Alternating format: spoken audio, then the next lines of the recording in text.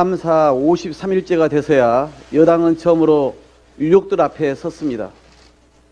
희생자들이 협상의 도구냐, 지지했던 정당이 이렇게 철저히 애면할 줄 몰랐다. 국민들이 억울한 일을 당했을 때 도와달라고 당신들을 뽑았다. 이처럼 유족들은 국민의 힘을 향해 그동안 참아왔던 응어리를 쏟아냈습니다. 유가족들의 눈물과 절규는 멈추지 않았고 결국 국민의힘은 어제서야 입장을 바꿨습니다. 만시지탄이지만 이제라도 여당이 국정조사에 복귀해 다행입니다. 당초 정략적 술수를 부릴 게 아니라 상식적 도리로 임했으면 될 일이었습니다. 어떤 식으로건 정권의 책임을 회피해보려고 국정조사위원 사퇴 등 무리수를 쓰고 예산안 처리까지 의도적으로 지연시키며 국정조사 기간을 단축하려는 꼼수로 나와도 무고하게 쓰러져간 국민의 생명 앞에서는 결코 통할 수가 없습니다. 그동안 여당은 책임 회피와 진실 은폐에 눈이 멀어 차마 입에 담기도 힘든 망언을 하루가 멀다 하고 쏟아냈습니다. 유족들은 어떻게 집권 여당 인사들이 나서 이처럼 잔인한 2차 가해를 자행하는지 기막히 하며 물었습니다. 시민 분향소 주변에서 연일 행해지고 있는 보수단체의 2차 가해 또한 더 이상 방치하지 말 것을 요청했습니다. 여당은 그동안의 과오를 깨닫고 사죄하기 위해서라도 진상규명을 위한 국정조사에 100배, 1000배 더 깊은 진심과 정성을 기울여야 합니다. 아울러 조사 과정에서 또다시 정략적으로 참사와 유족들을 이용하려 한다면 다시는 용서받지 못할 것입니다.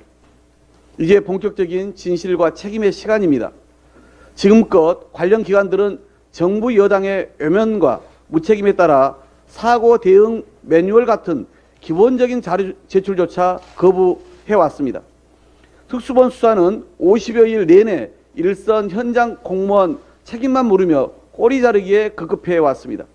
하지만 더 이상 국정조사에 비협조함으로써 진상규명을 방해해서는 안 됩니다.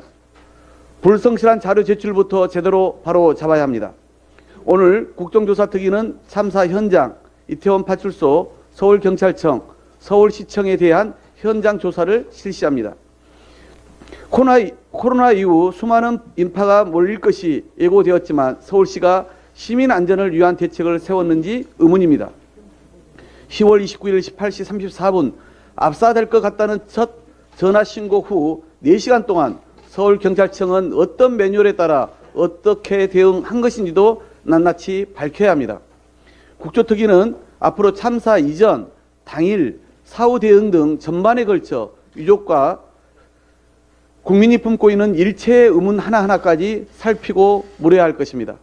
이번 월드컵 기간 중 광화 배치, 지하철 관리만 있었어도 충분히 막을 수 있었던 인재였음이 다시금 확인된 것입니다.